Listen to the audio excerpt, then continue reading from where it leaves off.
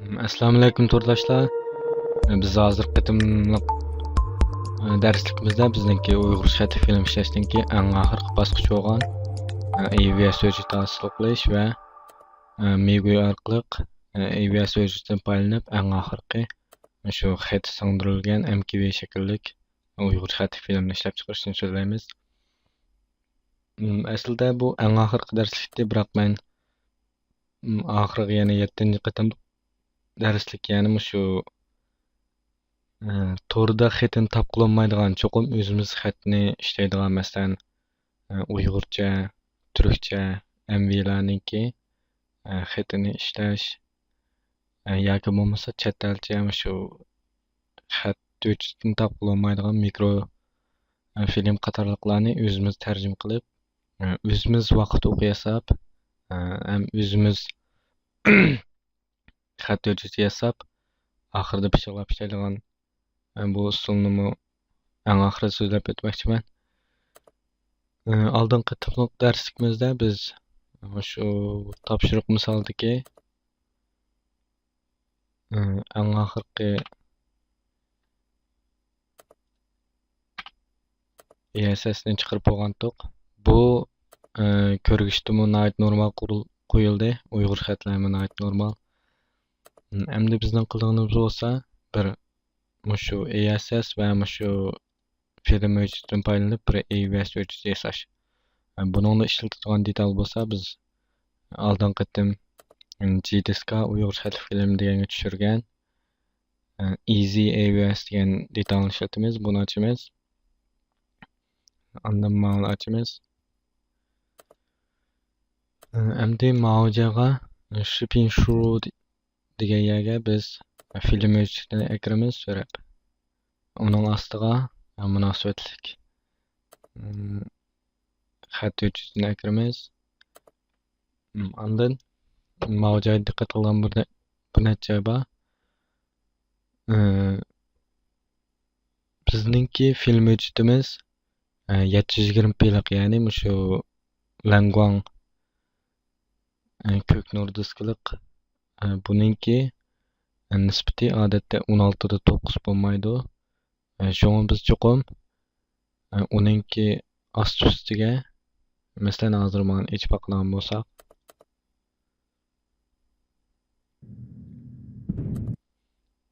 buning odatdagi holati mushtaq osti va ustida hargiz qora ekran bo'lmaydi.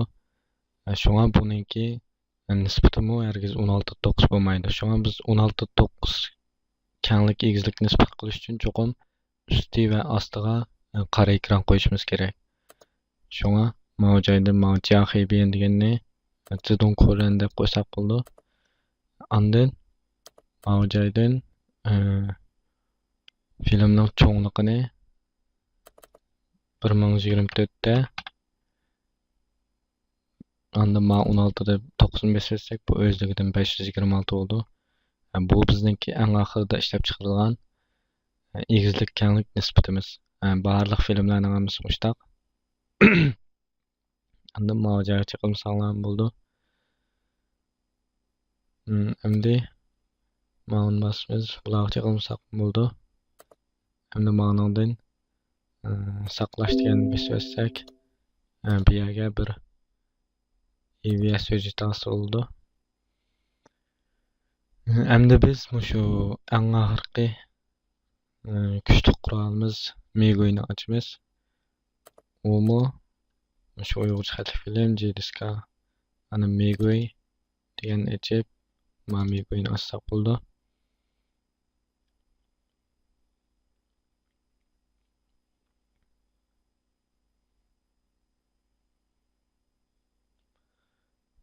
Gerçi detal inglizcha bo'lgan bilan buningki ishlatilgan joylarimiz nihoyat oz. Shunga bak ko'rib ketmasa ham bo'ldi. Bir qarab tushuna olasiz hammalar. Ondan biz shu hosil bo'lgan AVS'ni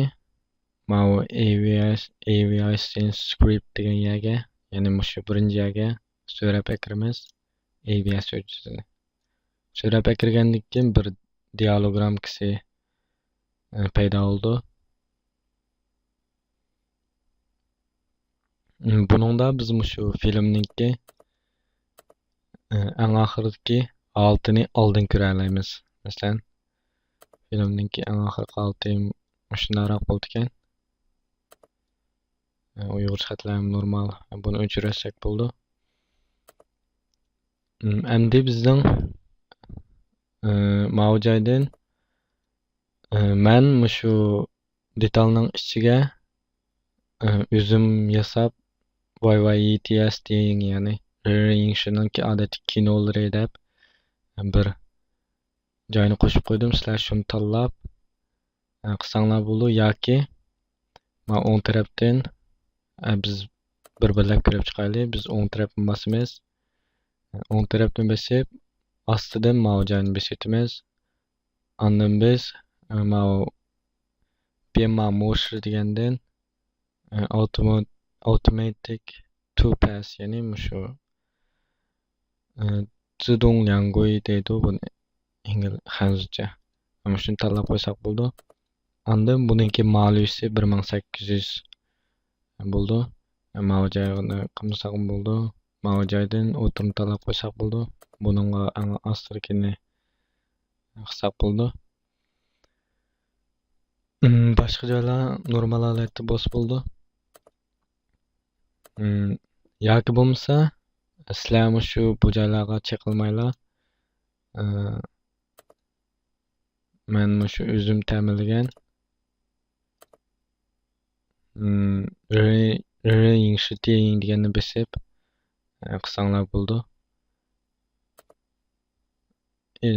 Hech biqib mavjalardan buningki chuqur mushta bo'lishiga kapolat qiling. Ondan mau o'tirda medium deganda, ondan mau chuqur 1800 mushaylar diqqat qilsangiz bo'ldi. Ondan hujjat shakliga MKV. Ondan biz ovoz hujjatiga mavjaydan birinchisi, ya'ni AC3 deganni tanlaymiz. Buningki ba'zi qiymatlarini tanishamiz. Birinchisi mush holati bo'ldi. Ikkinchisi mush holatda, uchinchisi mush holatda. Ondan mavjayga biz 384 ni tanlaymiz. Ondan OK'ni bosamiz. Endi biz mavjaydan auto encode, ya'ni zidong berma deganni bosamiz. Bosgandan keyin bir dialogram chiqadi. Biz bu yerdan mavjayga shaklni MKV ga tanlaymiz. Undan mavjaydan eng ostrikini tanlaymiz. Uning keyin mau knopkani bossak bu detal preslashni boshlaydi. Bu yerda jami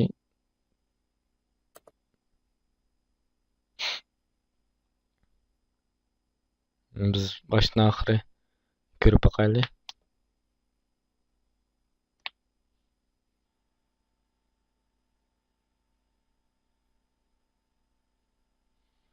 Endi biz shu filmning bor joyiga qaraydigan bo'lsak, eng oxirida bir keyniga MUXCD qitilgan bir MKV hosil bo'ldi. Mana bu dal eng oxirdagi shu uyg'ur xatni rasm shaklida filmga urib etgan MKV o'chitildi. Masalan, biz buni ochib qarab boqaylik.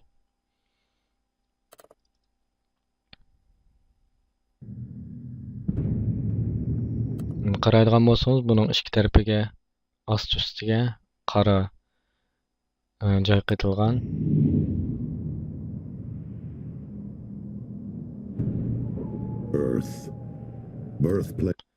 Hozir bu ko'rinayotgani hargizmi biz esib qo'ygan xatlar emas, balki shu kinoning ichiga surat shaklida biriktirib etilgan xatlar. Face of the human race. A species much like our own, capable of great compassion and great violence.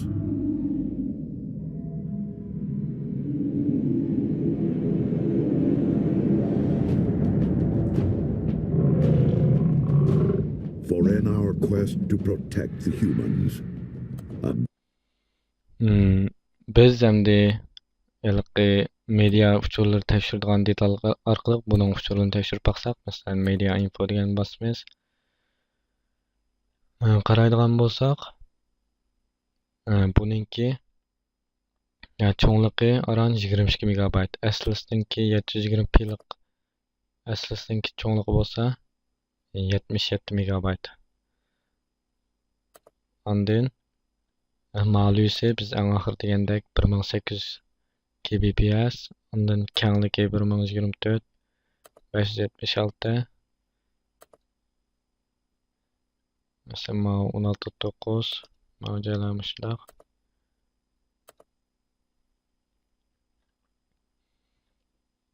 Siz shu shuniki ba'zi eng yangi filmlarni tushirib qarab baqsangizmi? Bu usullar asosan o'xshash. Masalan, men tushirgan kino qarab baqayli. Bu eng yangi chiqqan kino. Buniki qaraydigan bo'lsak, ma'luysi 1800 kbps. Ondan uningki eng cho'ng ma'luysi 40 mbps ekan. Bizningki bayqi film 40 mbps ga yetmaganlik uchun bunchalar cho'ng bo'lib qolmaydi. Ondan cho'ngligi 1024, 576. Ma'u film boshqacha ekan. Qaraydigan bo'lsak bu 16.9 emas. Lekin mutlaq ko'p qismdagi filmlar 16.9 bo'ldi.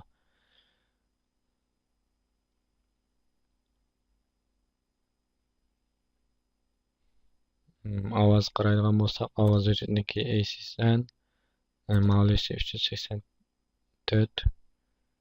Boshqalarga hamsi o'xshash. Bizning purslab chiqqanimizmi eng oxiridagi. Dal shundoq.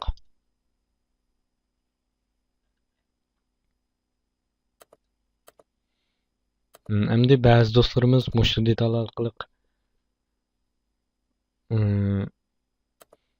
o'zining yo'llagan, o'zining eng oxirida purslab chiqqan filmini Yokoga yoki boshqa yerga yo'llayman deyotgan. Chuqum Yokoda Chowching chiqarish uchun, ya'ni eng ro'shanolar chiqarish uchun chuqum Yokoning talabi bo'yicha 1500 kbps dan yuqori bo'lishi kerak. Demak, biz shu Yingshiniki teng holatdagi 1800 da chiqarsak, bu chuqum Chowching bo'lib Yokoga chiqadi degan gap. Buni bilib olsanglar. Eng oxirgi o'chitimiz bitdi. Endi shu kelar qismda